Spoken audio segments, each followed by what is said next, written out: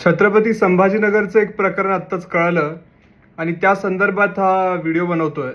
वाद असा आहे की शेतकऱ्यांमध्ये आणि मार्केट कमिटीमध्ये एका जमिनीला घेऊन कोर्टामध्ये डिस्प्यूट चालू आहे आणि हा डिस्प्यूट कोर्टात चालू असताना मार्केट कमिटी पोलिसांना घेऊन ताबा घ्यायचा प्रयत्न करते। मुळात ज्यावेळेस मॅटर सबज्युडिस आहे, ज्यावेळेस न्यायप्रविष्ट आहे, त्यावेळेस पोलीस बंदोबस्ती जातं कसं काय हा प्रश्न आहे।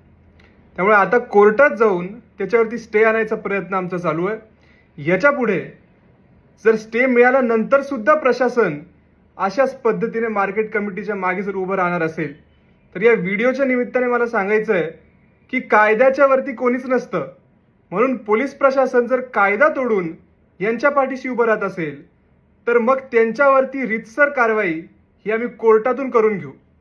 आणि माहितीसाठी सांगतो, BNSच्या 198 कलमानुसार जर कायदा तोडून एखादा शासकीय अधिकारी काम करत असेल तर त्याला 2 वर्षाची शिक्षा आहे। म्हणून शेतकऱ्यांच्या अंगावरती तुम्ही जर आले तर आम्ही गप्प बसणार नाही आणि कायदा काय करू शकतो ते तुम्हाला आम्ही दाखवून राहू।